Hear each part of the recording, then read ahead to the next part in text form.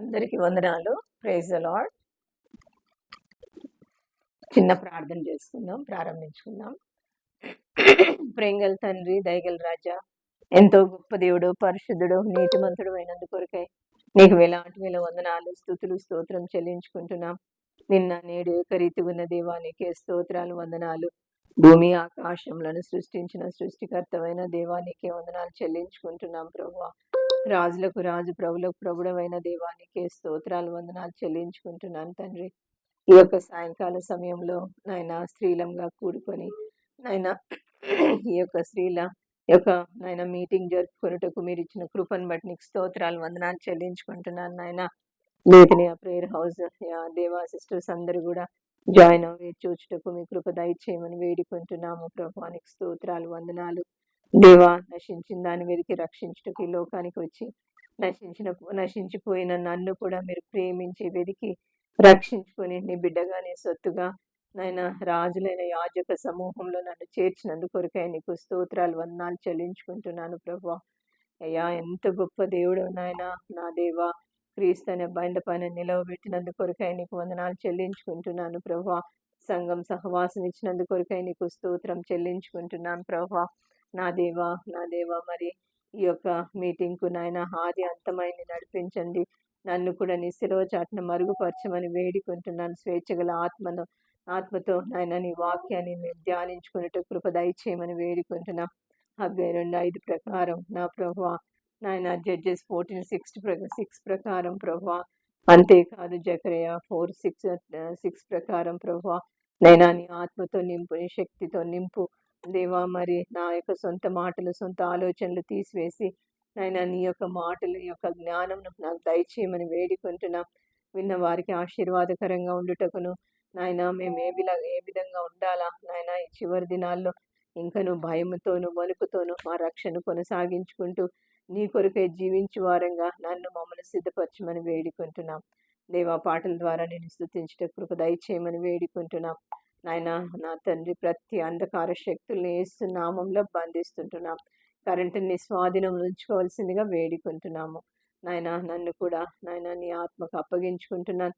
నీ కృపచేత నన్ను కనికరించి సహాయము చేయమని ఈ సమయాన్ని దీవెనకరంగా చేయవలసిందిగా వేడుకుంటూ యేసయ్య పరిశుద్ధ నామంలో ప్రార్థించి స్తుతించి అతి వినయంతో బ్రతిమలాడి వేడుకుంటున్నాం తండ్రి, ఆమేన్. సాంగ్ నంబర్ 157, 157వ పాట. 157వ పాట.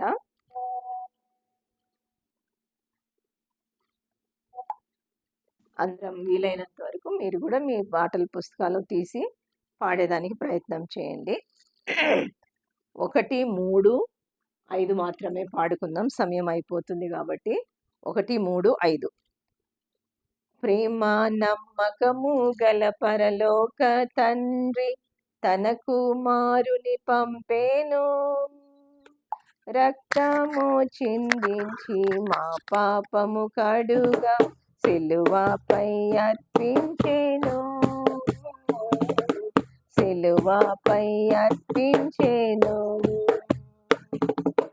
త్యాగ సహిత ప్రేమ చూపి నెరవేర్చేత నా నిబంధనను, త్యాగ సహిత ప్రేమ చూపి నెరవేర్చేత నా నిబంధనను. మనలను తానే నిర్మించి గనుక మనలను ప్రేమించేను, మనలను తానే ప్రేమించే గనుక మనలను ప్రేమించేను, మనలను ప్రేమించేను. ప్రేమ నమ్మకము గల పరలోక తండ్రి తన కుమారుని పంపేను, రక్తము చిందించి మా పాపము కడుగా సిలువపై అర్పించేను, సిలువపై అర్పించేను. తండ్రి వలె నీ ప్రేమ చూపి నీచులనెల్లా ప్రేమించెను.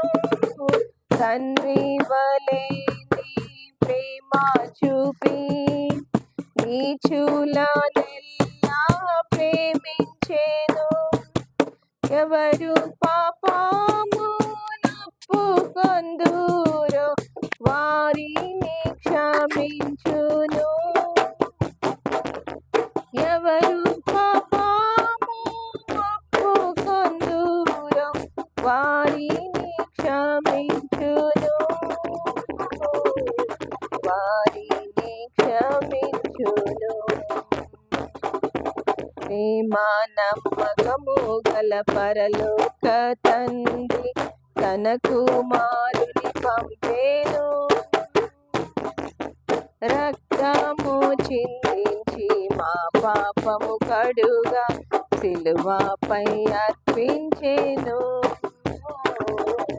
సిలువపై అర్పించెను. ఆత్మ శరీర ప్రాణములను అర్పించే ప్రభును స్తుతింతుము. ఆత్మ శరీర ప్రాణములను అర్పించే ప్రభును స్తుతింతుము. హల్లెలూయా స్తుతి మహిమ ఘనత ఎల్లప్పుడూ ప్రభుకే. హల్లెలూయా స్తుతి మహిమ ఘనత ఎల్లప్పుడూ ప్రభుకే. ఎల్లప్పుడూ ప్రభుకే. ప్రేమ నమ్మకము గల పరలోక తండ్రి తన కుమారుని పంపేను. రక్తము చిందించి మా పాపము కడుగా సిలువపై అర్పించెను. సిలువపై అర్పించెను.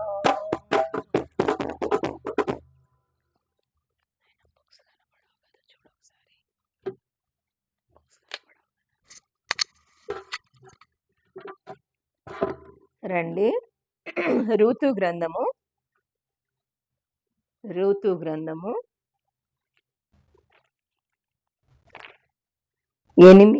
అధ్యాయము 8, 9, 10, 11, 12 చదువుకుందాము.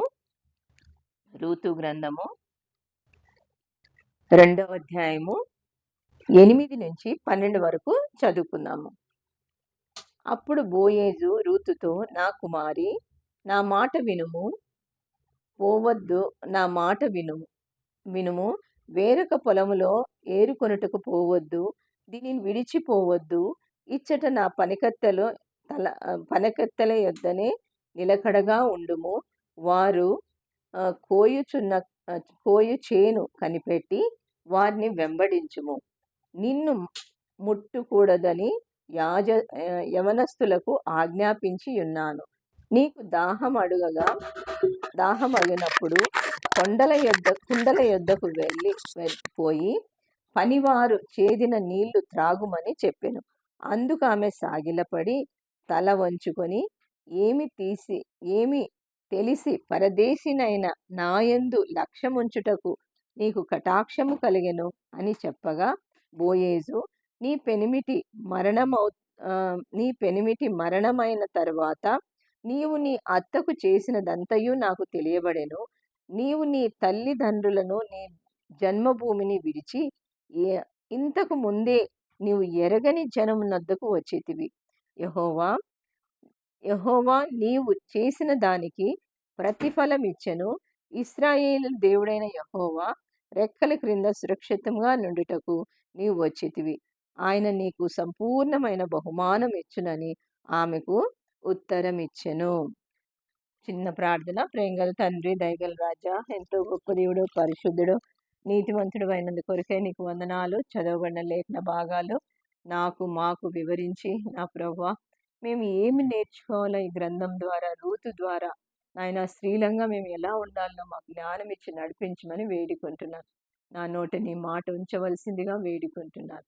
దేవా, ఈ వాక్యాన్ని దీవించి, ఆశీర్వదించి, నాయనా వినేవారికి నీ మాకును ఆశీర్వాదకరంగా ఉండుటకు, మా హృదయం అనే పలక మీద వ్రాసుకునుటకు, నాయనా చివరి దినాలు భయంకరమైన రోజులు మీరెప్పుడొస్తారో తెలియదు. ఇట్టి దినాల్లో మేము జీవిస్తుండగా నీ వాక్యమును, ప్రార్థనను జీవితం అంతా కలిగి ఉండుటకు సహాయం దయచేయండి. నాయనా నా స్వబుద్ధిని ఆధారం చేసుకొనకుండా నాయన కేవలం నీ మాటలు, నీ తలంపులు దయచేయమని వేడుకుంటున్నాం.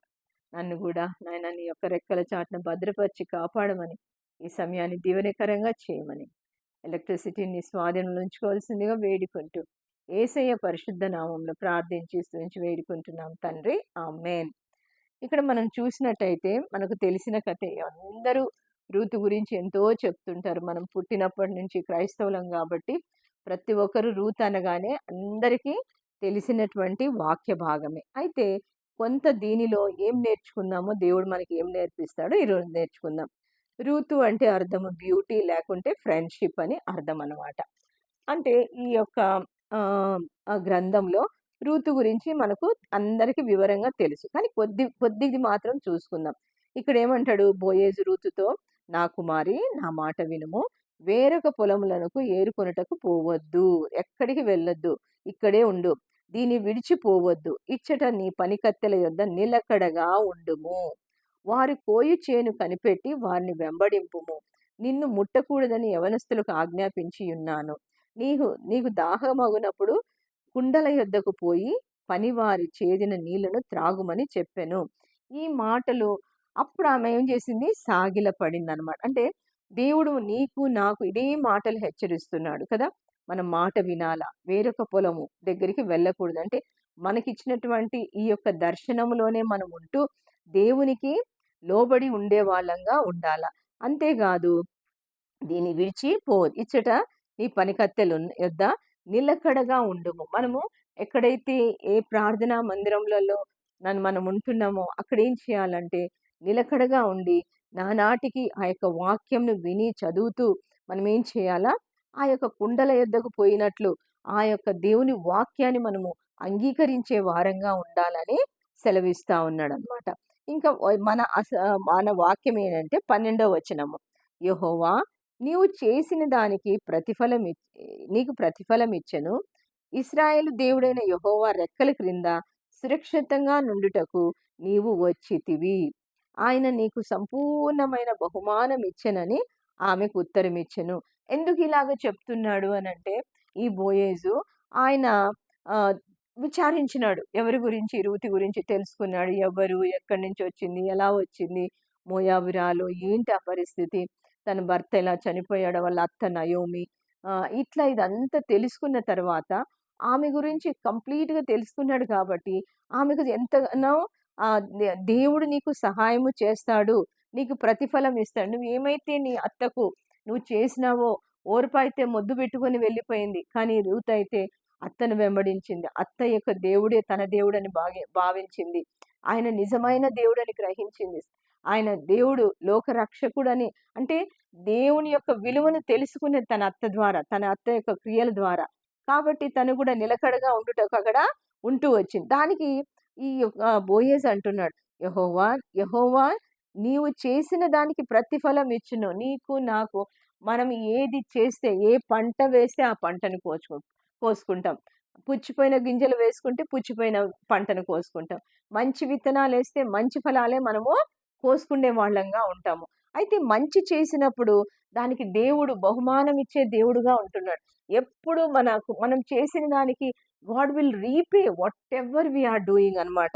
అంటే ప్రతిఫలం ఇచ్చును. ఇశ్రాయేలు దేవుడైన యెహోవా రెక్కల క్రింద సురక్షితంగా నుండునట్లు నువ్వు వచ్చితివి. మన దేవుడు ఎవరు అంటే అంత గొప్ప దేవుడు.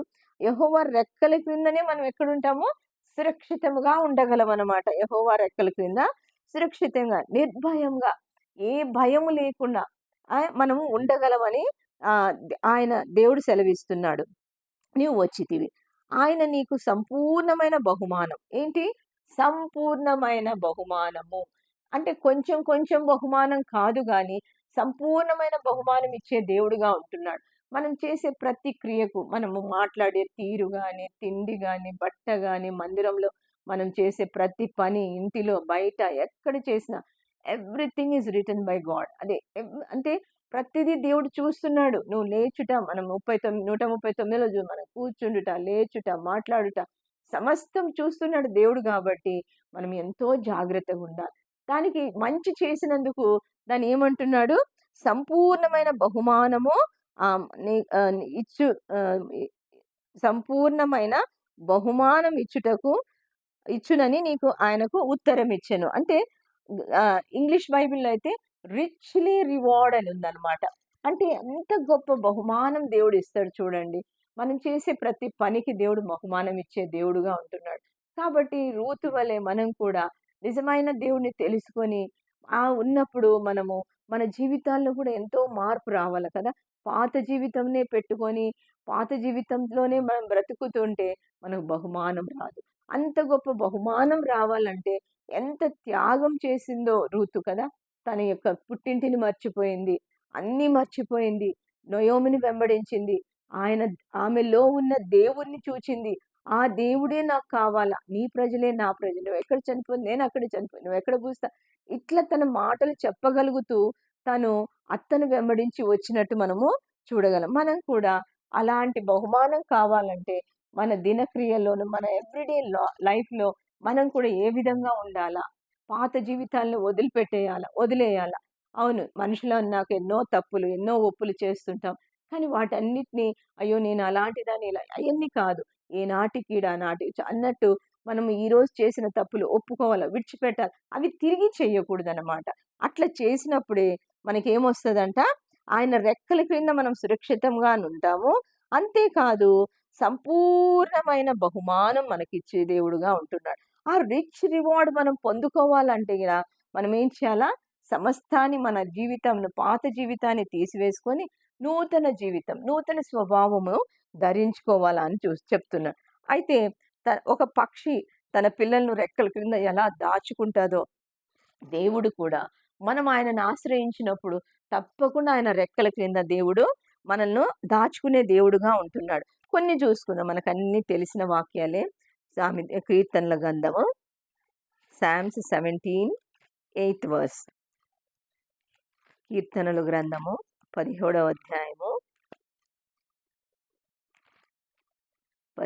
అధ్యాయము 8వ వచనము. ఇదంతా 8 కదా! రెండో భాగంలో చూసుకుందాము. ఒకడు తన కనుపాపను కాపాడుకున్నట్లు నన్ను కాపాడుము. నన్ను లయపరచగోరు దుష్టుల పోగొట్టి కాపాడుము.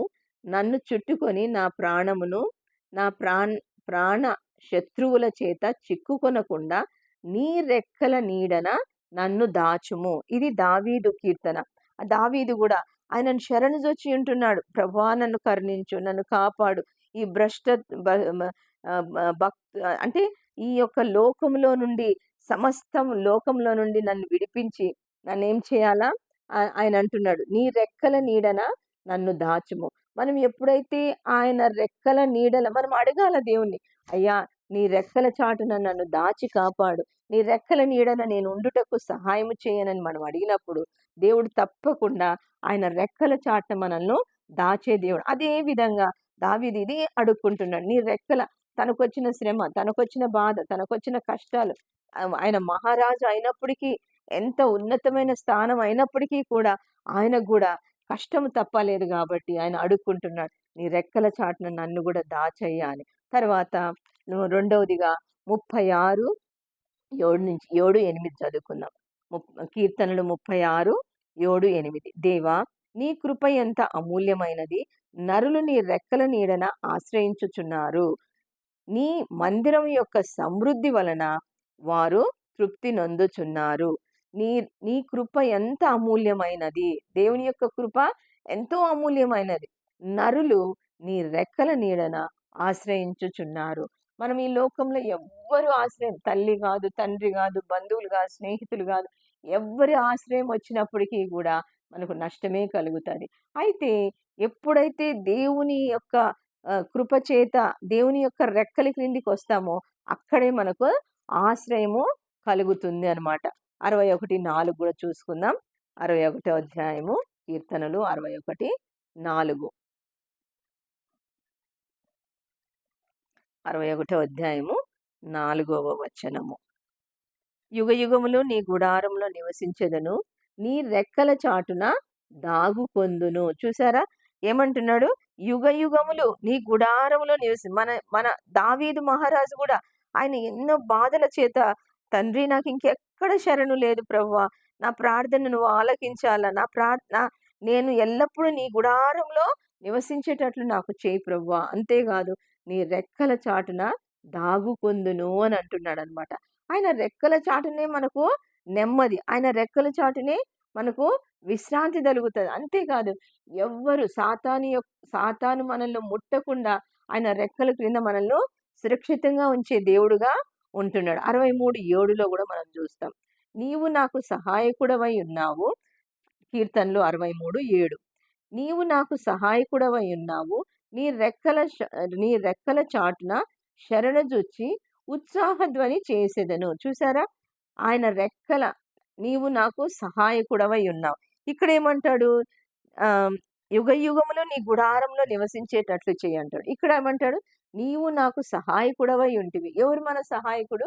దేవుడే మన సహాయకుడు. ఈ లోకంలో ఎవ్వరు ఎన్ని ఉన్నప్పటికీ ఎవరి సహాయం మనకు వ్యర్థమే, కానీ దేవుని యొక్క సహాయం మనకు ఉండాల. నీ రెక్కల చాటున శరణజొచ్చి ఉత్సాహధ్వని చేసేదను. 91:1 కూడా చూస్తాం. కీర్తనలు మనకు వచ్చిన కంటత వాక్యాలు ఇవన్నీ కూడా. 91:1. మహోన్నతిని చాటిన నివసించువాడే సర్వశక్తిని నీడన విశ్రమించువాడు. ఆయన యొక్క చాటున నివసించే వాళ్ళే సర్వశక్తిని నీడన విశ్రమించే వాళ్ళంగా మనం ఉంటాం. ఇప్పుడు రూతును మనం చూసుకున్నాం కదా. ఆ యొక్క దీనురాలిని ఆ యొక్క బోయేజు ఏ విధంగా అయితే తను కాపాడుతూ దేవుడు ఆయన అంటున్నాడు, నువ్వు యెహోవా యొక్క రెక్కల క్రిందికి వచ్చావు కాబట్టి నువ్వు సురక్షితంగా ఉన్నావని. అయితే ఈ వాక్యంలో ఇంకా 4లో చూస్తాం. 91:4. ఆయన తన రెక్కలతో నిన్ను కప్పును, ఆయన రెక్కల క్రింద నీకు ఆశ్రయము కలుగును. ఆయన సత్యము కేడము డాలునై ఉన్నాడు. ఆయన రెక్కల కిందనే మనకు శక్తి, బలము. ఆయన రెక్కల క్రింద ఉన్నప్పుడే మనము సురక్షితంగా ఉండగలము. మత్తయి సువార్త 23:37 కూడా మనం చూస్తాము. మత్తయి సువార్త 23వ అధ్యాయము 23:37.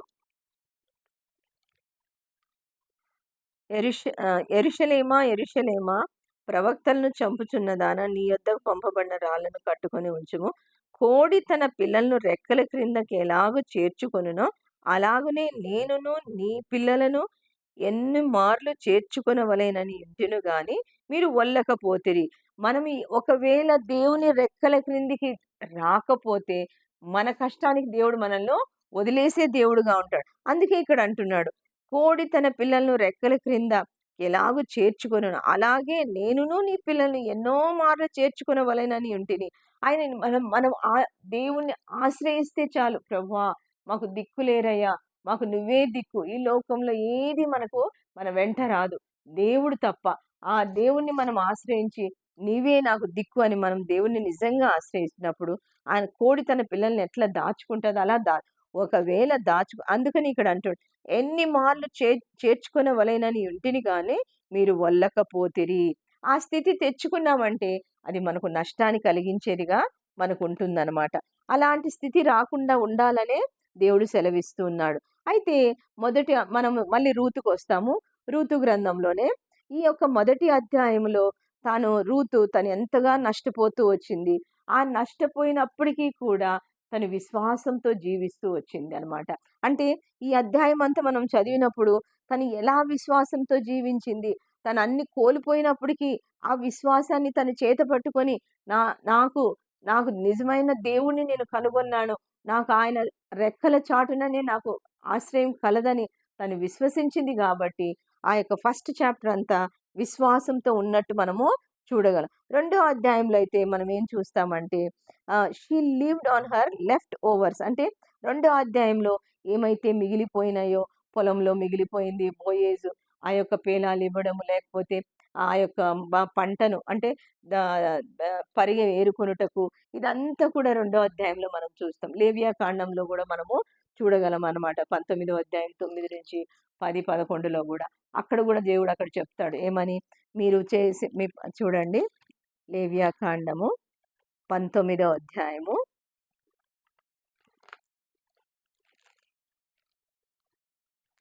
లేవి కాండము 19వ అధ్యాయము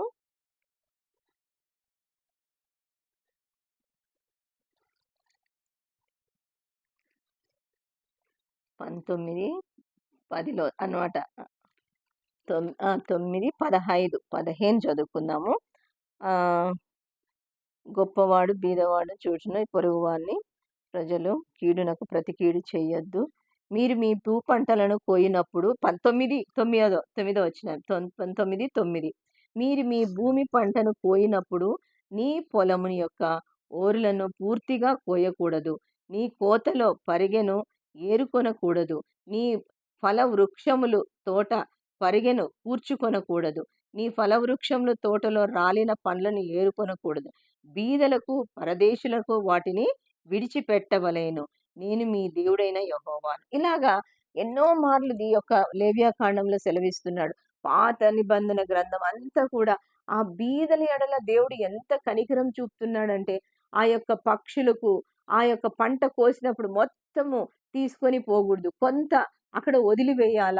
ఇలాంటి విధవరాండ్లు, లేకపోతే దిక్కులేని వారు, తల్లిదండ్రులు లేనివారు, వీళ్ళందరికి కూడా ఆహారం పనికొచ్చేటట్లుగా దేవుడు అలాగ రాసి పెట్టి ఉంచాడు కాబట్టి, ఇక్కడ కూడా ఆ యొక్క బోయేజు వాళ్ళకి ఆజ్ఞాపించాడు. మీరు పొలంలో ఉన్నది ఆ పరిగెను వదిలేయండి. తను ఎంత కావాలనో తను ఏరుకోగలదు అని చెప్పినప్పుడు, ఆ విధంగా రూతు చేస్తూ వచ్చింది. అంటే she lived on the left overs. అంటే ఆ మిగిలిపోయిన దాని మీద ఆ రెండో అధ్యాయం అంతా మనము చూడగలం. తను ఎలా బ్రతుకుతూ వచ్చింది అనేది. మూడవదిగా మనం చూస్తే మూడో అధ్యాయంలో షీ రిసీవ్డ్ జనరస్ గిఫ్ట్స్. అంటే అక్కడ ఈ కష్టపడిన దానికి ఈ మూడో అధ్యాయంలోనికి వచ్చేటప్పుడు ఆ జనరస్ గిఫ్ట్స్ అంటే మంచి బహుమానాలు పొందుతూ వచ్చిందనమాట. ఆ యొక్క పొందిన బహుమానాలు తను దేవుడు ఆమెకు అంటే ఇచ్చేసాడు. తను ఎంత కష్టపడిందో ఆ కష్టాన్ని రుణంగా అది అలాగ ఉండిపోకుండా తనకు కావలసిన సహాయము దేవుడు చేస్తూ వచ్చాడు. తిరిగి 4వ అధ్యాయంలోనికి వచ్చేటప్పటికి అక్కడ ఏమైతదంటే, దేవుడు ఆమె యొక్క కన్నీరు నుంచి అంటే సంతోషంలోనికి మార్చినట్టు మనము చూడగలం అన్నమాట. అంటే ఆ యొక్క కష్టమంతా కూడా ఇక్కడ కూడా ఈ యొక్క అధ్యాయం అంతా కూడా మనం చూస్తే 3 భాగాలుగా 1-12 వరకు దేవుడు ఏం చేస్తున్నాడంటే, ఒక మంచి భర్తను ఆమెకు ఏర్పరుస్తూ వచ్చాడు. తర్వాత మళ్ళీ 13-17 వరకు మనం చూసినట్టయితే తనకు కుమారుని దయచేస్తూ వచ్చాడు. తర్వాత 4-18 4వ అధ్యాయము 18-24 వరకు మనం చూస్తే ఆ యొక్క వంశావళిలలోకి వచ్చినట్టు మనము చూడగలమున్నాడు. అంటే దేవుడు ఆ యొక్క రూతును ఎంతగా ఆశీర్వదిస్తూ వచ్చాడంటే అంత ఆశీర్వాదం. ఇంకా ఒకటి చూస్తాం. నిర్గమాకాండము 25వ అధ్యాయము. నిర్గమాకాండం 25వ అధ్యాయము 17, 18, 19, 20 చదువుకుందాము. మీరు మీద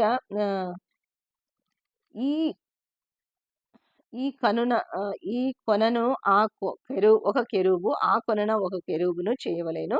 కరుణాపీఠము దాని 2 కొనల మీద కెరూబులను దాని ఏకకాండంగా చేయవలెను. ఆ కెరూబుల పైకి విప్పిన రెక్కలు గలవై కరుణాపీఠము తమ రెక్కలతో కప్పుచుండగా వాటి ముఖములు ఒకటింటికి ఒకటి ఎదురుగా నుండవలేను. ఆ కెరూబులు ముఖములు కరుణాపీఠం తట్టు నుండవలేను. అంటే ఇక్కడ కూడా ఆ యొక్క కెరూబులు ఏం చేస్తున్నాయి? వాటి రెక్కలతో ఒకటి ముఖం అంటే కరుణాపీఠం తన రెక్కలతో కప్పుకొనుచుండెను. అంటే ఆ కరుణాపీఠం మీద ఉన్నటువంటి ఆ యొక్క రెక్కలు విప్పినప్పుడు ఆ కెరూబులు కూడా ఎంతగా ఆ యొక్క మందసం మీద కప్పుతూ ఉన్నట్టు మనము అంటే సురక్షితముగా ఉండగలము అనేది దేవుడు సెలవిస్తున్నాడు. అంటే హెబ్రీ 19లో కూడా మనం అయ్యే వాక్యాలు చూసుకుంటాం. హెబ్రీ 10వ అధ్యాయము, హెబ్రీలకు రాసిన పత్రిక 10వ అధ్యాయము 19వ వచనంలో మనం చూస్తాము. ఏం చూస్తామంటే, సహోదరులారా, యేసు మన కొరకు ప్రతిష్ఠించిన మార్గం అనగా నూతనమైనవియు, జీవము జీవము గలదియు, ఆయన శరణను అను తెర శరీరమన తెర ద్వారా ఏర్పరచబడినదై మన మార్గమును ఆయన రక్తం వలన పరిశుద్ధ స్థలమందు వివేష్ వివేచిన్ వివేశించుటకు మనకు ధైర్యం కలిగి ఉన్నది గనుక, దేవుని ఇంటి పైన మనకు ఒక గొప్ప యాజకుడున్నాడు గనుక, మనస్సాక్షికి కల్మషము తోచకుండునట్లు ప్రోక్షింపబడిన హృదయములను గలవారమును, నిర్మలమైన ఉదకం స్నానమును గలవారమై, నిర్మలమైన ఉదక స్నానం చేసి, శరీరములను గలవారమై ఉండి, విశ్వాస విషయములో సంపూర్ణ నిశ్చయత కలిగి, యథార్థమైన హృదయముతో మనము దేవుని సన్నిధిని చేరుదము. వాగ్దానం చేసిన వాడు నమ్మదగిన వాడు గనుక, మన నిరీక్షణ విషయమై మనము మెప్పుకొనినది నిశ్చయముగా నిశ్చలముగా పట్టుకుందుము. కొందరు మానక మా మానుకొనక మానుకొనుచున్నట్లుగా సమాజముగా కూడుట మానక ఒకరినొకడు హెచ్చరించుచు, ఆ దినము సమీపించు కొలది చూచిన కొలది మరి ఎక్కువగా అలాగు చేయుచు, ప్రేమ చూపుటకై సత్కార్యములు చేయుటకై ఒకరినొకడు పురికొల్పవలెనని ఆలోచింతుము. అంటే ఇక్కడ మనం ఏం చూస్తామంటే, దేవుడు ఏ విధంగా మనల్ని సురక్షితంగా ఉండాలా, ఆ వాగ్దానం చేసిన వాడు నమ్మదగిన వాడు. అంతేకాదు, ఆ నిరీక్షణ కలిగి మనము జీవించాలి. ఆయన రెక్కల క్రిందికి వచ్చినప్పుడే మనకు ఆశ్రయం కలుగుతుంది అని దేవుడు సెలవిస్తున్నాడనమాట. అంతేకాకుండా ఫిలిప్పీయులకు రాసిన పత్రిక 2వ అధ్యాయము ఫిలిప్పీయులకు రాసిన పత్రిక 2వ అధ్యాయము 8 నుంచి చదువుకుందాము. 2వ అధ్యాయము 8 నుంచి 11 వరకు. మరియు ఆయన ఆకారమందు మనుషుడిగా కనబడి మరణం పొందునంతగా, అనగా శిలవ మరణం పొందునంతగా విధేయత చూపిన వాడై తన్ను తాను తగ్గించుకొనెను. అందుచేత పరలోకమందును వారిలో గాని, భూమి మీద ఉన్న వారిలో గాని, భూమి క్రింద ఉన్న వారిలో గాని ప్రతి వాని మోకాలు యేసు నామమున వంగవలేను, ప్రతి వాని నాలుక. అంటే ఇక్కడ మనం ఏం చేస్తున్నాము, దేవుడు మన కొరకై ఆయన సిలువలో మరణించి ఆయన విధేయత చూపిన వాడుగా తన్ను తాను ఎలాగ తగ్గించుకున్నాడో, శ్రీలంగా మనం కూడా ఆ విధంగా తగ్గించుకోవాలనే దేవుడు సెలవిస్తున్నాడు అనమాట. ఏ విధంగా అయితే రూతు తాను ఏం చేస్తూ వచ్చింది, తాను ఎంతగానో దేవునికి భయపడి లోబడింది కాబట్టి తన జీవితంలో ఆ యొక్క కన్నీటి నుండి ఆ యొక్క సంతోషానికి మార్చినట్టు మనము చూస్తున్నాం. అయితే మనం ఇంకా చూస్తే గనక కొంతమంది స్త్రీలు ఉంటున్నారు. ఎవరు? ఆ స్త్రీల వలె మనము ఉన్నామా? ఈ స్త్రీలు ఏ విధంగా అయితే తమ ఇంటిని, తమ మందిరాలను, దేవుని ఎలా ఉన్నారో మనము ఒక 5-6 మంది స్త్రీలను చూసుకుందాము. అంటే ఇప్పుడు మగ్దలేని మరియను చూస్తాం 20వ అధ్యాయంలో. ఆ యొక్క మగ్దలేని మరియ దేవుని గుర్తించలేకపోయింది. మనం కూడా ఆ స్థితిలో ఉన్నామా? ఆమె దేవునితో పాటు నడిచింది, దేవునితో పాటు తిరిగింది, 7 దయ్యాలను వెళ్ళగొట్టినాడు, ఎంతగా దేవునితో సహవాసం సంబంధం కలిగి ఉంటూ వచ్చింది. అయినప్పటికీ ఆ యొక్క దేవుని ఆ యొక్క సమాధి దగ్గరికి పోయినప్పుడు తన వస్త్రాలు చూసింది. అది అయితే దూతలు అవన్నీ ఏమి తనకు అర్థం కాలే. తను అలాగా నిలబడిపోయి ఉన్నప్పుడు దేవుడు తన వెనక నుండి పిలిచినప్పుడు అప్పుడు తను ఆశ్చర్యపోయి చూస్తూ ఉంది. అట్లా మనం కూడా సగం గుర్తుపట్టి సగం గుర్తుపట్టలేని స్థితిలో ఉంటున్నామా? మనము చిన్నప్పటి నుంచి వాక్యం చదువుతూ బైబిల్ వాక్యాలు నేర్చుకుంటూ ఉన్నాం కాబట్టి ఆ యొక్క దేవుని మనము గుర్తెరిగే వారంగా దేవుని యొక్క ప్రేమను రూతు ఏ విధంగా అయితే తాను యొక్క ఆ యొక్క అపజయమైనటువంటి జీవితంలో నుండి జయ జీవితంలోనికి వచ్చి తను సంతోషంగా తను ఎలా ఉండగలిగింది, అలాగ మనం కూడా ఉండాలనే ఈ యొక్క వాక్యం ద్వారా మనకు సెలవిస్తుంది. మనము దేవుని మగ్దలేని మరియను చూసినప్పుడు తను గుర్తించలేకపోయింది. అయితే మనము ఆ స్థితిలో ఉన్నామా? దేవుని గుర్తించే స్థితిలో ఉన్నామా? లేకుంటే దేవుని అంటే ఈ లోకములో ఉన్నదంతా కూడా నేత్రాశ, జీవడము, శరీరాశలు, వీటన్నిటి నుండి మనల్ని ఏం చేస్తుంటదంటే సగం దేవుని వైపు ఉంటాం, సగము లోకంలో ఉంటాం.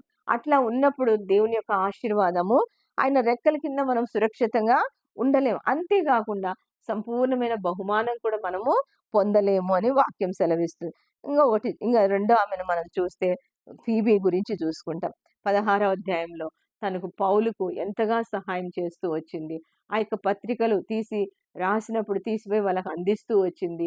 అంతేకాదు అక్కడ ఆ 16వ అధ్యాయంలో 6, 7 మంది స్త్రీలను మనం చూస్తాం. ప్రిస్కిల్లాను చూస్తాం, పెర్సిస్‌ను చూస్తాం. అలాగే 7 మంది స్త్రీలు వీళ్ళందరూ కూడా ఎలాగ పౌలుకు సహాయం చేస్తూ వారు ఎంతగా దేవుని యొక్క సంఘాన్ని హత్తుకొని సంఘ పరిచారకురాండ్లుగా వాళ్ళు ఉంటూ వచ్చినారో మనం చూడగలం. ఆ యొక్క ఫీబీ కూడా తను ఉన్నన్ని దినాలు ఆ యొక్క పౌలుకు ఎంతో సహకరిస్తూ, ఎంతో పని చేస్తూ, వాళ్ళతో పాటు కలిసి ఆ పరిచర్య చేస్తూ వచ్చింది. మనం గూడా ప్రశ్నించుకుందాం. మన సంఘాలలో మనం కూడా దేవునికిని, ఆ యొక్క సంఘానికిని మనం పరిచర్య చేసే వారంగా ఉంటున్నామా?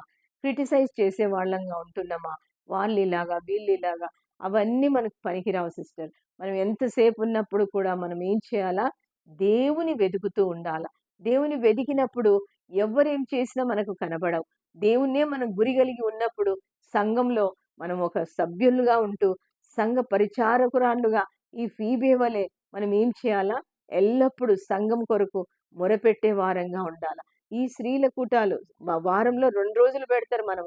ఆ యొక్క స్త్రీలంగా మనం కూడి ఈ యొక్క మనం ఇలాగ మనము ప్రార్థనలు చేసినప్పుడు సంఘాలెంతో బలపడతాయి. అయితే మనము రెండందాలుగా ఉండగూడదు. అంటే లోకము, తర్వాత దేవుడు. అది చేత కాదు గాబట్టే సిలువలో మరణించినాడు, రక్తం కార్చినాడు. ఆ యొక్క పరిశుద్ధమైన రక్తాన్ని మనం ఆశ్రయించినప్పుడు దేవుడు మనకు తప్పకుండా సహాయం చేస్తాడు. మనల్ని ఒక స్థిరంగా నిలబెట్టే దేవుడుగా ఉంటున్నాడు. రూతుని ఎలా నిలబెట్టాడు? ఎంతో భయంకరమైన పరిస్థితి తను వెళ్తూ వచ్చింది. అట్టి స్థితి నుండి తను రక్షించిన దేవుడు మనల్ని గూడా కాపాడతాడు. అయితే సంఘంలో ఫీబీలాగా, పెర్సిస్‌లాగా లేకపోతే ప్రిస్కిల్లలాగా ఇంకా ఇలాగ ఎంతోమంది స్త్రీలుంటున్నారు. అక్కడ ఇంకా ఆహ్, ఆహ్, త ఆహ్, అంటే రూపు యొక్క తల్లి. ఆమె గూడా నా తల్లే అని అంటాడు. ఆ తల్లి తను గూడా ఎలా గమనించి ఎట్లా సహాయం చేస్తూ వచ్చిందో, ఆ విధంగా మనం కూడా మన సంఘాలను మనము ప్రేమించేవారుగా ఉండాలని దేవుడు సెలవిస్తూ ఉన్నాడు. తర్వాత లూదియాను గూడా చూస్తాం. తను గూడా తుయతైర పట్టణస్థుడు. అపోస్తల కార్యం 16వ అధ్యాయంలో మనం చూస్తాం. తను ఆ యొక్క ఊదా రంగు పొడి అమ్ముకునే స్త్రీగా ఉంటుంది. అయినప్పటికీ తనకు తెలిసిందో లేదో మనకైతే వ్రాయబడలేదు గానీ, పౌలు వాక్యం బోధించినప్పుడు ఆ యొక్క ఏటి ఒడ్డున తను గూడా వెళ్ళి అక్కడ కూర్చొని ఆ వాక్యం విని తను గూడా ఏం చేస్తుంది? ఆ యొక్క వాక్యము తన హృదయంలోనికి వెళ్ళినట్టు మనం చూడగలం. తను వెంటనే ఆ యొక్క వాక్యాన్ని అంగీకరించింది. తను యేసు ప్రభువును స్వీకరిస్తూ వచ్చింది. తను దేవుణ్ణి ఎరుగుతా వచ్చింది. అంటే ఎవరైతే ఆశ కలిగి ఉంటారో, ఆశ గల ప్రాణాలను దేవుడు తృప్తిపరిచే దేవుడుగా ఉంటాడనమాట. ఎప్పుడైతే వాక్యము మనకు ఆశ కలిగి ఉంటాదో, అది ఎవ్వరు చెప్పినప్పటికీ గూడా అది వాక్యం మన హృదయానికి తాకేదిగా ఉంటూ ఉందనమాట. అయితే మనం ఇక్కడ చూసినట్లయితే గనక లూదియా 15 నుంచి నేను చదువుతాను చూడండి. ఆమెయు ఆమె ఇంటి వారును బాప్తిజం పొందినప్పుడు ఆమె, నేను ప్రభువునందు విశ్వాసం గలదాననని మీరు యోచించితే నా ఇంటికి వచ్చి యుండుడని వేడుకొని మమ్మును బలవంతము చేసెను. చూడు అక్కడ కూర్చొని విశ్రాంతి దినము గవినె దాటి నది తీరమున ప్రార్థన జరుగు ఆహ్, జరుగు జరుగున గనుకని అక్కడికి వచ్చి కూర్చుండెను. కూడి వచ్చిన స్త్రీలలో మాటలాడుచుంటివి. అప్పుడు లూదియయు దైవభక్తి గల యొక్క స్త్రీ వినుచుండెను. చూడండి ఆమె అన్యురాలో కాదో, అన్యురాలనే మనం అనుకుంటాం. అయితే ఆమె ఎట్లాంటిదంట? దైవభక్తి గల స్త్రీ. ఇలాగ మనం కూడా దైవభక్తి కలిగి ఉన్నప్పుడు దేవుని యొక్క భయము, భక్తి మనం ఎల్లప్పుడూ కలిగి ఉంటాం. ఆమె ఊదారంగు పొడి అమ్ముకుండేది. అలాంటి ఆమె ఆ వాక్యం విని, ఆ వాక్యం విన్నప్పుడు ఆమె పౌలును వీళ్ళని అడుక్కుంటుందనమాట. ఏమని? ఆమె ఇంటి వారును ఏం చేశారు? బాప్తిజం పొందారు. ఆమె, నేను ప్రభువునందు విశ్వాసం గలదాననని మీరు యోచించితే, నేను ప్రభువునందు విశ్వాసం గలదాననని మీరు యోచించితే మీరు నా ఇంటికి వచ్చి మాతో పాటి మా ఇంటిలో మ ఉండ వే ఉండమని వేడుకుంటూ వస్తుందనమాట. అంటే ఆ దైవభక్తి గల స్త్రీ ఎంతగా తను దేవుని యొక్క బిడ్డలను ప్రేమిస్తూ ఆతిథ్యం ఇస్తూ వస్తా ఉంది. వినింది వాక్యం. ఒక్కసారికే వినింది. ఆ ఒక్కసారి తను అందులో ఆమె she was the first converted woman అన్నమాట యూరోప్‌లో గూడా. అంటే తాను దైవభక్తి కలిగినటువంటి స్త్రీగా మనము చూస్తా ఉన్నామనమాట. అలాంటి మనసు మనము కలిగి ఉండాల. అనేకులను ఆతిథ్యం ఇచ్చేవాళ్ళం. బీదవాళ్ళపై కనికరం చూపాల. దేవుని యొక్క సేవకులకు మనం సహకారులుగా ఉంటూ రావాలనే దేవుడు కోరుచున్నాడు. మొదటి మేరీ మగ్దలేని మరియను చూసాం. రెండవది ఫీబీని చూసాము. మూడవదిగా లుదియాని చూసాం. ఇప్పుడు బెల్షెజర్ యొక్క తల్లిని చూస్తున్నాం. ఆ యొక్క బెల్షెజర్ యొక్క తల్లి, బెల్షెజరు వీళ్ళందరూ మనకు తెలుసు. 4వ అధ్యాయంలో మనం దానియేలు గ్రంథం 5వ అధ్యాయం 10-12 వరకు మనం చూస్తే అక్కడ రాయబడింది. వాళ్ళు ఆ గ్లాసులు దేవుని యొక్క మందిరంలో ఆ యొక్క ఆ పాత్రలు తీసుకొని వారు తాగి వాళ్ళ ఇష్టానుసారంగా ఉన్నప్పుడు ఆ యొక్క దేవుని యొక్క చెయ్యి హస్తం వచ్చి మెనే మెనే టెకెల్ అని అక్కడ రాసినప్పుడు భయపడిపోయి ఆయన మోకాళ్ళు వణికినాయని రాయబడింది. అక్కడ చూస్తే ఆ యొక్క భయంకరమైన పరిస్థితిలో భయపడిపోతున్నాడు బెల్షెస్సర్. చేత కావటంలా. అయితే ఇది తల్లికి తెలిసింది. తల్లి యొక్క పని ఏంటి అనంటే తన పిల్లలు ఎలాగున్నారు, ఏం చేస్తున్నారు అది గమనించుకోవాల. తను గ్రహించింది. వెంటనే వచ్చింది. నాయనా నీ తండ్రి యొక్క సమయంలో దానియేలు అని ఒక వ్యక్తి ఉన్నాడు. ఆయన ఎంత దైవభక్తి కలిగినటువంటి వాడు అని ఆయన గురించి ఎంతగా వ్రాసారంటే చూడండి దానియేలు గ్రంథము 5వ అధ్యాయము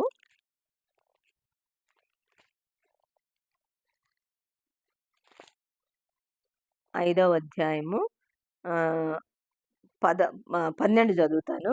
ఈ దానియేలు శ్రేష్టమైన బుద్ధి గలవాడై కలలు తెలియజేయుటకు, మర్మములు బయలుపరచుటకు, కఠినమైన ప్రశ్న ఉత్తరములకు విచ్చుటకును జ్ఞానము తెలివియు గలవాడు కనబడెను గనుక ఆ రాజు అతని బెల్షెస్సరు అని పేరు పెట్టెను. ఈ దానియేలును పిలిపింపుమని అతడు దానిని భావం నీకు తెలుపునని చెప్పెను. చూసారా? దానియేలు ఎంత తెలివి గలవాడు, ఎంత జ్ఞానం ఎట్లొచ్చింది ఆయనకు జ్ఞానము, తెలివి? ఆయన సొంతము ఆయనకు రాలేదు. దేవుని యందు భయభక్తులు కలిగి, దేవుడు చెప్పినటువంటి ఆజ్ఞ ప్రకారం జీవిస్తూ ఉన్నాడు కాబట్టి, దేవుడు ఇట్టి జ్ఞానం ఇచ్చినాడు. ఆ దేశంలో వాళ్ళకి ఎంత కష్టం, ఎంత బాధొచ్చినప్పుడు ప్రతి విషయంలో కూడా దానియేలులో ఆయన వారికి సహాయకారంగా ఉంటూ వచ్చినట్టు మనం చూడాలి. ఆ యొక్క బెల్షెజర్ యొక్క తల్లి ఇంతగా తను ఆ యొక్క దినాల్లో నెబుకద్నెజర్ దినాల్లో గూడా ఇలాంటి పరిస్థితులొచ్చినప్పుడు దానియేలును పిలిపించి, దానియేలు ఆ యొక్క కలభావాలు ఇవన్నీ చేసినప్పుడు తను గమనించి తన మనసులో గుర్తుపెట్టుకొని దానియేలు ఒక మంచి ప్రవక్తగా అలాంటి ఒక దైవజనుడుగా తను గుర్తించింది గాబట్టి తన కొడుకుకు సహాయం చేస్తూ వచ్చిందనమాట. అలాగా మనం కూడా దేవుని యొక్క బిడ్డలను గుర్తించగలుగుతున్నామా? అలాగా తర్వాత ఫిలిప్పి యొక్క కుమార్తెలను మనం వాళ్ళు 21:8లో మనం అపోస్తుల కార్యం 21:8లో మనము చూడగలం. వాళ్ళు ఎంతో దైవభక్తి కలిగిన నలుగురు కుమార్తెలను ప్రవక్తినీలు అని వ్రాయబడింది. ఎందుకు ప్రవక్తినీలు అని వ్రాయబడింది? ఆ యొక్క కుమార్తె ఎలాగ ప్రవక్తినీలు కాగలిగినారు? వాళ్ళ యొక్క మనం ఆలోచన చేస్తే వాళ్ళ తల్లిదండ్రులు దైవభక్తి కలిగి ఉంటారు. ప్రార్థన జీవితం కలిగి ఉంటారు. ఎవరిని విమర్శించరు. నోర్లు కాకుండా ఉండింటాయి. అంతేకాదుండా ఎవరిని వేలెత్తి చూపించే వాళ్ళు కాకుండా ప్రార్థనా జీవితం కలిగి రేయి మొదటి జామున లేకుంటే వారి యొక్క సమయముల కొద్దీ వాళ్ళు ప్రార్థన తమ తల్లి చేస్తున్నటువంటిది అన్నీ కూడా చూసి ఆ బిడ్డలు నలుగురు కూడా లోకంలో ఉన్న వాటిని వెంబడించకుండా లోకానికి విరుద్ధంగా వారు దేవుని బిడ్డలుగా వారు స్వీకరించబడి వారు ప్రవక్తినీలుగా చేయబడ్డారంటే ఎంతగా తల్లిదండ్రుల యొక్క ప్రభావం బిడ్డల మీద ఉందో మనం చూడగలం కదా. అంతే ఆ యొక్క ఊరికినే మనం ఈ దినాల్లో మన బిడ్డలకి ఎంత భయంకరంగా మన పిల్లలు ఉంటున్నారు. ఎంతన్నా చెప్పు, ఏమన్నా చెప్పు. దేవుడు కొంత ఒక 10% దేవునికి ఇస్తున్నారు గానీ, మిగతా 90% ఈ లోకానికి, యూట్యూబ్‌లకు లేకపోతే సెల్ ఫోన్‌లలో ఇలాగ నిమగ్నం అయిపోతున్నాయి. అదే తల్లిదండ్రులుగా మనము మన బిడ్డలకు మాదిరికరంగా ఉండాలని మనకు ఆశ లేదా? రూతు తన జీవితంలో ఎంత నష్టపోయింది, ఎంత కష్టపడింది. అయినను ఆయన అంటున్నాడు, దేవుడు నువ్వు చేసిందంతయు కూడా చూసి ఉన్నాడు అని. అలాగా దేవుడు తప్పకుండా చూసే దేవుడుగా ఉంటున్నాడు అని మనము చూస్తున్నాం. దేవుడు ప్రతిదీ చూస్తాడు. అలాగా తల్లిదండ్రులంగా మన పిల్లల కొరకు కన్నీరు కార్చి, లేకపోతే మొరపెట్టుకున్నప్పుడు మన యొక్క ప్రవర్తనను బట్టి ఏమైతాడు? వాళ్ళు మార్పు చెందుతారు. మనం వాళ్ళకి ఏమి చెప్పాల్సిన పనిలా. నాన్న ఇలాగుండండి, ఇలాగుండండి, అమ్మ ఈ విధంగా చేయండి. ఇదంతా కూడా మన అవసరమే లే. మనం మోకరించి, మనం ప్రార్థన చేస్తూ, మన జీవితం బైబిల్ చదవడం, వాళ్ళ ముందే వాళ్ళు చేసే పిచ్చి పనులే మనం గూడా చేస్తుంటే, వాళ్ళు ఇంకెక్కడ సరిదిద్దబడగలుగుతారు? ఆ నలుగురు కుమార్తెలు. ప్రతి ఇంటిలో ఎవరన్నా మనం ఈ రోజుల్లో చూడగలుగుతున్నామా? ఒక్కరు నలుగురుంటే, నలుగురు 4 రకాలుగా ఉంటారు. ఎందుకు ఇదంతా కారణం అంటే, తల్లిదండ్రుల యొక్క తప్పు. ఎందుకు తల్లిదండ్రుల యొక్క తప్పు? మనము లోకంలో ఉన్న మర్యాద చొప్పున ఈ సొసైటీలో గొప్పగా ఉండాలని మనం ఎంతగా ఆలోచన చేసి, దేవుడు, లోకము సైమల్టేనియస్‌గా వెళ్తున్నాం గాబట్టే, ఇంత శ్రమను మనము అనుభవిస్తూ ఉంటున్నాం. అదే తల్లిదండ్రులుగా వారు ఎంత చేసి ఉంటే, ఆ నలుగురు బిడ్డలు దేవుని యొక్క దృష్టిలో దేవుడు వాళ్ళను ప్రవక్తనీయులుగా చేయగలిగినాడు. అలాగే మనం చూస్తాం. ఎవరు? మోషే, అహరోను, అమ్రాం, యోకెబెదులు. వాళ్ళ ముగ్గురు పిల్లలను ఎలాగ వాళ్ళు గూడా ప్రవక్తనీయులు కాగలిగినారు? She became a ప్రాఫిటెస్. వాళ్ళిద్దరూ ప్రవక్తలుగా. ఎందుకు? తల్లిదండ్రుల యొక్క మనకందరికీ తెలుసు. మోషే యొక్క తల్లిదండ్రులు అమ్రాం, యోకెబెదులు ఏ విధంగా ప్రార్థన చేశారు? ఏ విధంగా వాళ్ళు మొరపెట్టుకున్నారు? ఆ ఇటుకల పనిలో ఎలాగా? ఆ బానిసత్వంలో ఎలాగుంటూ వచ్చారో అయన్నీ తెలిసి వాళ్ళు ముగ్గురు కూడా అలా ఎన్నో ఉదాహరణలు బైబిల్‌లో మనకు రాసి ఉంచాడు దేవుడు. నాయనా అంటే ఈ యొక్క యుగంలో అంటే మనం నేర్చుకోవాలి. ఇవి చదవాలా, నేర్చుకోవాలా. మనం అలవాటు చేసుకుంటే మన పిల్లలకు గూడా అదే. గట్టిగా అరిసి, కేకలేసి, వాళ్ళని తిట్టి, కొట్టి ఎన్ని చేసినా వాళ్ళు రానే రారు దారికి. ఈ విధమైన దేవుడు ఎందుకు రాసి పెట్టాడంటే, మనం ఇవి నేర్చుకోవాలి. యుగాంతమందున్న మనకు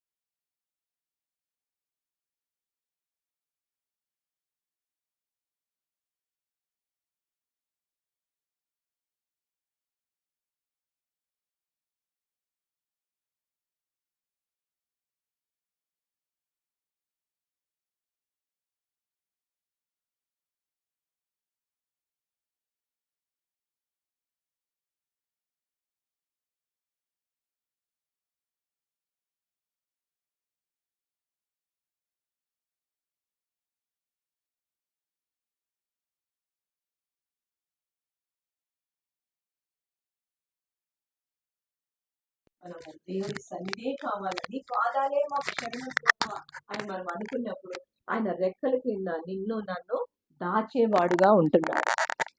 ఇంకా మనం చూసినట్టయితే ఈ దినము మనము కీర్తనలు 31వ అధ్యాయము మనం మనం అనుదినము కీర్తనలు మనం చదువుకుంటూ ఉంటే తప్పకుండా దేవుడు ఆ యొక్క కీర్తనల ద్వారా మనల్ని సామెతల ద్వారా, ప్రావర్బ్స్ ద్వారా మనతో మాట్లాడే దేవుడు.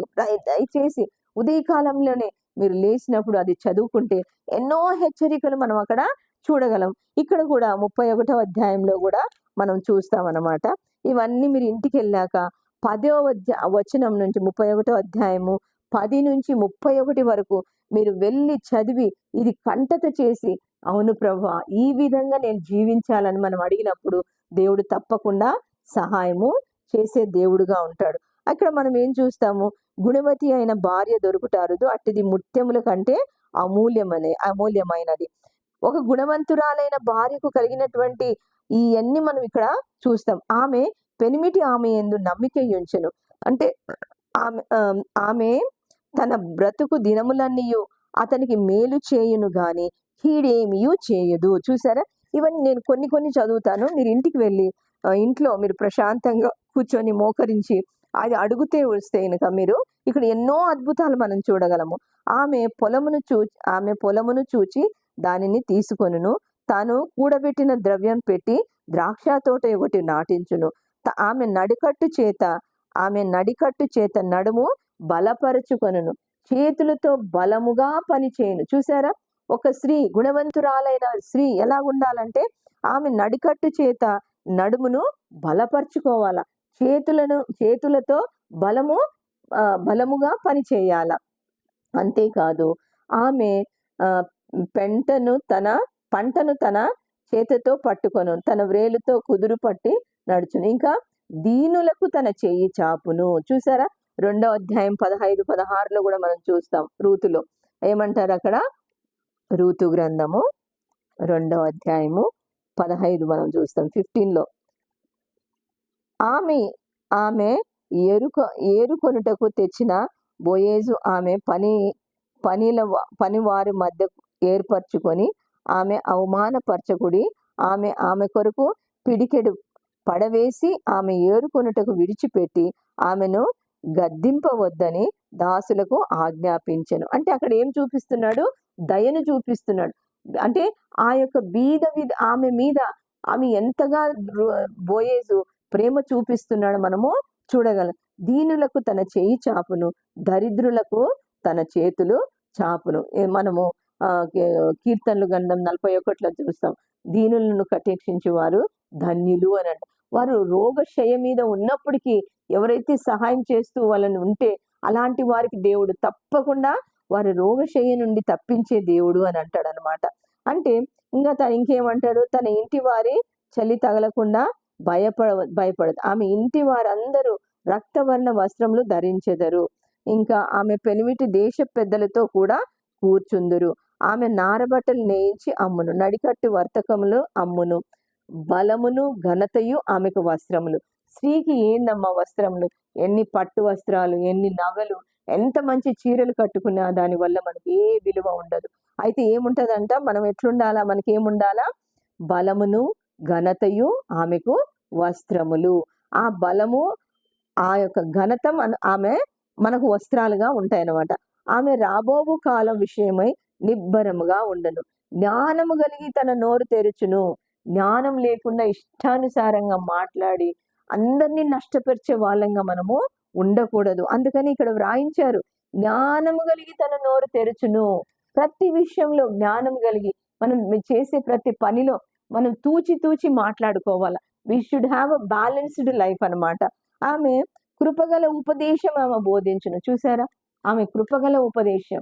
ఎప్పుడైతే తల్లి ఈ గుణవతి అయిన భార్య దొరుకుట అరుదు అని అంటాడు. అంటే ఈ తల్లిగా భార్యగా ఉండాలంటే ఇట్టి గుణాలు మనము కలిగి ఉండు. కృపగల ఉపదేశం ఆమె బోధించును.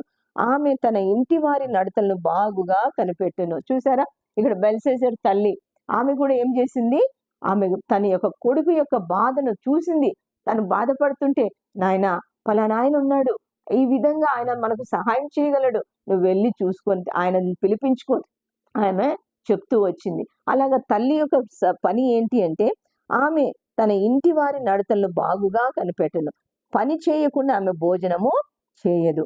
ఆమె కుమారులు లేచి ఆమెను ధన్యురాలందరూ. ఎంత గొప్ప భాగ్యం దేవుడిస్తున్నాడు. ఇది మనం ఎప్పుడైతే దేవునికి భయపడి లోబడి, పెద్దలకు భయపడి లోబడి మనం జీవించినప్పుడు ఆయన రెక్కల కింద మనం సురక్షితంగా ఉంటాడు. దేవుడు అంటుండే, ఎన్నో మార్లు నా రెక్కల కింద నేను దాచుకోవాలనుకున్నా, కానీ దాచుకోలేకపోయి వాళ్ళు వెళ్ళిపోతున్నారు, నేనేం చేయగలను? దేవుడే మనల్ని అడుగుతున్నాడు. అందుకు ఆమె పని చేయకుండా ఆమె భోజనం చేయదు.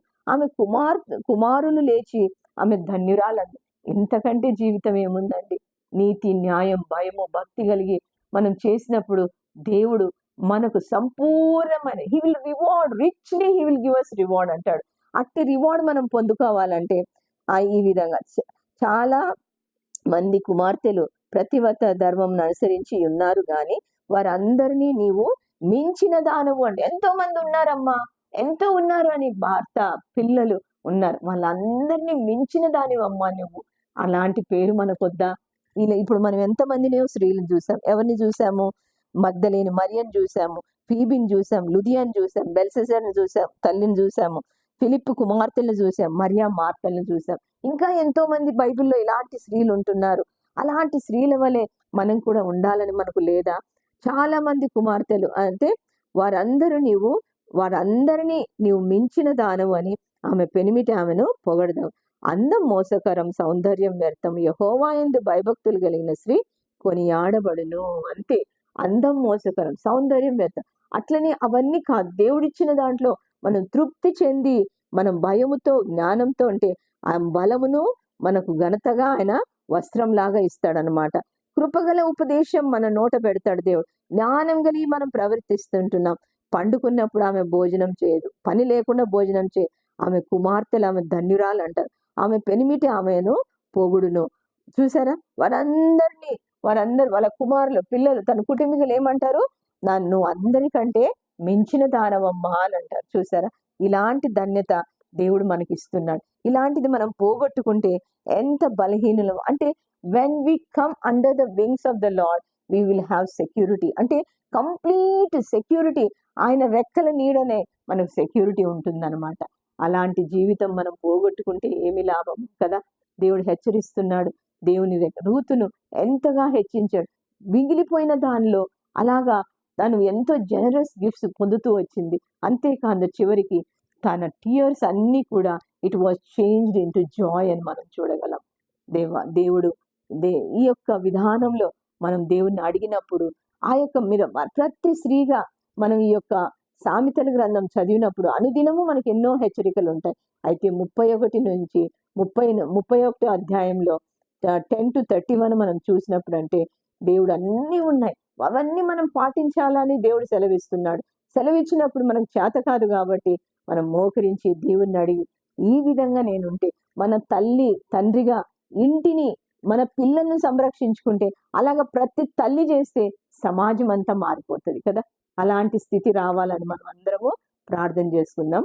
మోకరించండి, ఒక నిమిషం మన హృదయాన్ని దేవునికి ఇచ్చుకొని వెంటనే ప్రార్థన చేసుకుందాం. ప్రేంగల తండ్రి, దయగల రాజా, ఎంతో గొప్ప దేవుడు, పరిశుద్ధుడు, నీతిమంతుడు, నీతి సూర్యుడు అయినందు కొరకే నీకు స్తోత్రాలు, వందనాలు ప్రభువా. మా ముందుకు తెచ్చిన లేఖన భాగాలను బట్టి నీకు వందనాలు ప్రభువా.